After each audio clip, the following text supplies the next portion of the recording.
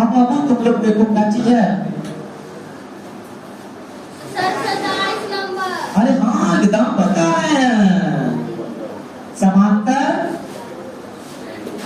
श्रेणी।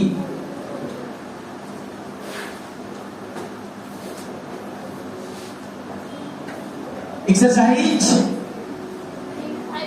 5.3। Chapter start करने से पहले कुछ बातें बताते हैं, उसको समझना क्या है। जो देखो इस चैप्टर में तुम लोग को यह सीखना है कि अगर दिया गया अनुक्रम एपी में रहता है, किसमें रहता है? एपी में। यानी अगर एपी के अनुक्रम का योग दिया गया हो, मतलब क्या समझा? एपी रहेगा और उसका पदों का योग क्या देगा?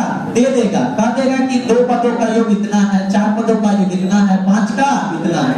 अगर एपी के अनुक्रम का योग दिया गया हो तो यानी हम तुम लोग को हम सिखाएंगे पद मानने के लिए कि एपी का पद कैसे मानते हैं। पहला पद अगर बोलेगा 3 लगातार पद है, 3 को क्या है? लगातार पद। तो 3 लगातार पद को हम क्या क्या मान सकते हैं? जैसे सपोज दैट सोचो, अगर हम एपी लिख दिए 2 4 6 8 10, ये एपी लिखा हुआ है कि नहीं? अगर हमको मन किया ना कि 3 को कोई लगातार पद मानते, क्या मानते हैं पद? अगर अमूमन सोचो, अगर हम इसको मान लिए प्रथम पद, अभी इधर उधर नहीं तो कोई कौन पद मान लो। अगर इधर बेटा भी देते हैं, हटाओ, कौन पद है? इधर पद नहीं, प्रथम पद है कि नहीं? अगर इसका अगला पद हमें निकालना हो तो क्या करके निकालेंगे, बता सकता है? ए प्लस, अरे पहला पद हो गया तो दूसरा पद क्या होता है? ए प्लस होता है कि नहीं? अगर आप इससे अगला निकालना होगा तो क्या होगा? ए प्लस, तीसरा पद क्या होगा? ए प्लस 2d होता है, तो क्या होगा? ए प्लस 2d। अगर वो लोग पिछला पद निकालेंगे तो क्या करके निकालेंगे? देखो आगे जो पद निकालते हम जोड़ के, क्या करके? जोड़ के। पीछे वाला पद निकालते क्या करके? घटा के। तो बोले इसका पिछला पद निकालेंगे तो a माइनस क्या लिखेंगे? d। अगर आप इसका पद निकालेंगे तो a माइनस क्या हो जाएगा? 2d होगा कि नहीं? तो अभी सबसे पहले हम 3 पद वाला बता रहे हैं। देखो अगर एपी का 3 पद बोलेगा निकालने के लिए तो क्या होगा? हमें वो तत्व मान लेंगे प्रथम पद, और उसका अगर अगला पद निकालना है तो डी जोड़ेंगे, और इसका पिछला पद निकालना है तो डी घटाएंगे। तब बोलो एपी के 3 लगातार पद क्या क्या मानेंगे? ए minus d, a plus D.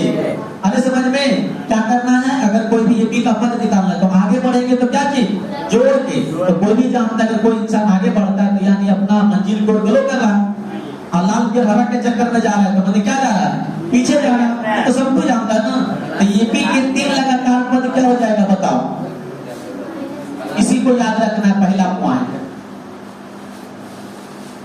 First, AP के 3 लगातार पद। 3 लगातार पद क्या होगा? बोलो ए माइनस डी कॉमा ए और ए प्लस डी, यही ना? क्या समझा? एक प्रथम पद ले लिए, आगे बढ़े, जोड़ के पीछे आए, घटा। एपी का नए पद लिखे, 3 को लगातार पद लिखे। देखो बाबू अभी हम तुम लोग को क्या बता रहे हैं? एपी के 3 लगातार अगर पद तुम्हें मानने के लिए बोलेगा तो किस तरह से मानेगा पता है? अवलोकन करना। जैसे कोई एपी लिखते 2 4 6 8 10 लिखा गया। विचार करो हाँ कि हम इसको भी मिटा दिए, क्या किए? कितना मिटा दिए? कितना एपी नहीं? एपी यहाँ से स्टार्ट है, 8 10 है ना? तो तुम ही लोग बताओ अगर यहाँ से स्टार्ट है तो इस पद को हम क्या बोलते हैं? प्रथम पद। इसका अगला पद जो निकालते क्या करते हैं? अगर ये पहला पद है दूसरा पद तो ये प्लस क्या होता है? डी। ये प्लस क्या होता है? डी होता है कि नहीं? फिर इसका अगर अगला पद निकालेंगे तो फिर क्या लिखेंगे? ए प्लस 2d। समझना, ए प्लस क्या चाहिए? 2d। जब हम आगे गए तो जोड़ के, अब पीछे आएंगे तो बोलो इस पद को निकालने आएंगे तो क्या लिखेंगे? ए माइनस डी। अब इस पद को निकालने आएंगे तो क्या लिखेंगे? आ रहा है समझ में? तो तुम ही लोग यहाँ बताओ, जरा बताना तो, अगर हमसे 3 पद बोलेगा लगातार तो 3 कोई लगातार पद है। अगर 5 को बोलेगा तो 5 को लगातार पद है। तो बोलो अगर एपी का 3 लगातार पद बोला तो क्या हो जाएगा? A minus d a plus d. अगर 5 को बोलेगा तो बीच में ए, आगे ए प्लस डी, फिर ए प्लस 2d, अब पीछे आएंगे तो ए तरह से ए माइनस डी और ए माइनस 2d। तो बता एपी के कै लगातार पद बोलेगा? 3 वाला तो हो गया, यानी एपी के 5 हाँ सब बताएंगे लगातार पद। तो क्या लिखेंगे बताओ? बीच में पहले ए लिख देते हैं, आगे बढ़ेंगे तो ए प्लस डी, अब पीछे आएंगे तो ए माइनस ए प्लस क्या डी 2d, आगे गए अब पीछे आएंगे तो बोलो a minus d a minus 2d। तो देखो 5 को लगातार पद लिखा गया, इधर तो लगाएंगे ब्रैकेट, तो बोलो ये 5 लगातार पद हो गया। अब कंडीशन 4 पद वाला में अटकता है, किसमें? 4 में क्या करते हैं देखो, 5 को बोला था तो बोला अगर 5 वाला में बीच को चुनने का रहता है, 2 बोले चुना गया। अगर 3 वाला बीच में चुनने का रहेगा तो बोलो 3 गो, एक गो इधर बीच में चुना गया। लेकिन अब 4 गो है, क्या है 4 गो।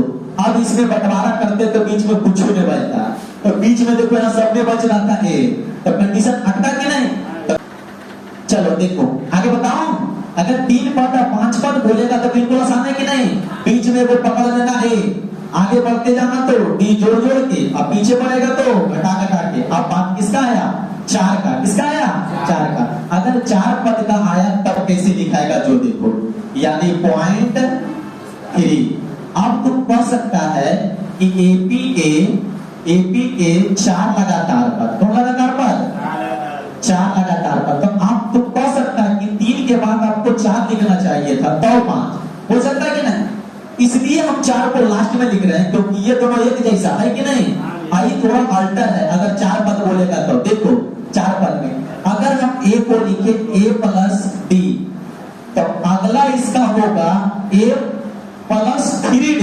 अगर इसका पिछला लिखेंगे तो ए माइनस डी, और अगर इसका पिछला लिखेंगे तो ए माइनस 3d। ये 4 लगातार पद हो गए। कहेगा कैसे बताइए, है ना? बताते हैं। देखो 4 लगातार पद बोलेगा तो क्या क्या होगा बोलो? A minus 3d, A minus d, a plus D, a plus 3d। फिर से बोलो 4 पद वाला बोलेगा तो a minus d, a minus 3d, A minus d, a plus D, a plus 3d। अगर 3 को 5 को बोलेगा बिल्कुल आसान है कि नहीं? बोलो 3 को बोलेगा बीच में ए plus D, a minus D. अगर 5 को बोलेगा ए plus D, a plus 2d, A minus d, a minus 2d। 4 को बोला तो a minus 3d, A minus d, a plus D, a plus 3d। 4 को जवाब में लेता है कि नहीं? हाँ, तो इसको बिल्कुल आसानी से याद कर जाना। याद कर जाएगा तो आगे बनाने में बेहिचक आसानी होगा। कह देगा ना क्वेश्चन में कि एपी का 3 लगातार पद का योग इतना है, क्या है? इतना दे देगा। अब कह देगा कि वर्ग का या घन का योग इतना, तब हमें एपी निकाल के दिखा। तो एपी कब निकलेगा? जब 2 चीज पता रहेगा। तब 2 चीज क्या चीज? ए और ए। तो इसको पहले नोट कर जाओ। नोट कर लिया क्या सब जो कॉन्सेप्ट क्या ये क्या बोल रहा है? अगर एपी के अनुक्रम दिया गया हो, यानी तुम्हें अनुक्रम दिया रहेगा, है ना, योग दिया रहेगा, उसका क्या दिया रहेगा? योग। तो ये तीनों याद रखना, परीक्षा में ज्यादा क्वेश्चन इसी पर आता है, इस पर और इस पर आता है। 4 वाला रेयर केस में कभी क्योंकि तुम्हारी किताब में 4 वाला ज्यादा दिया, इसलिए इसको ज्यादा कीला नहीं देता है, क्योंकि वाला बुतरवत जल्दी याद नहीं रहता है। ये दोनों ज्यादा याद रहता है, 3 पद और 5 पद वाला। 4 पद वाला नहीं याद रहता है, तो तुम लोग बहुत याद करवाए हैं, याद है या नहीं? बोलो एपी के 4 लगातार पद ए minus 3d, A minus d, a plus D, a plus 3d। अगर आज की क्लास में तुमने चारों बात याद कर लिया ना, तो हम कहते हैं कि इससे 1-2 नंबर का क्वेश्चन करता है, बना दे अगर याद है तो। आगे आओ। अब इसका देखो एक्सरसाइज कितना है? 5.3 में पहला क्वेश्चन करो, क्या कह रहा है?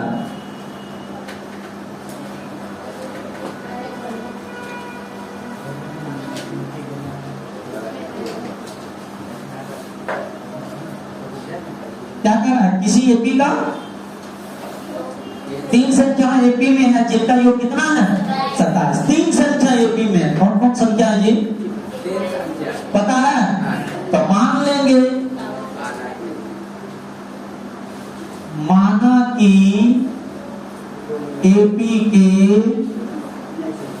3 लगातार पद, क्या मान लेंगे बोलो? A minus D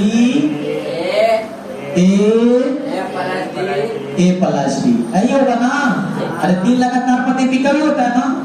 according to question मतलब क्या हुआ, प्रश्नानुसार क्या कह रहा है, तीनों पदों का योग कितना दिया हुआ है,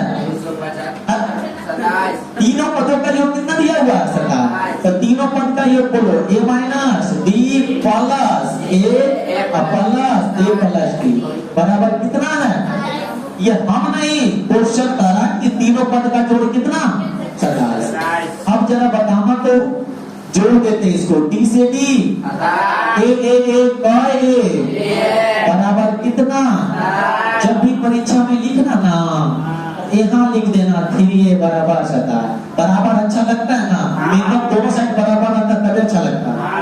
इसलिए a बराबर 27 बटा 9 दिया, बोलो a का मान कितना आ गया, बुझाया। अब आगे देखो,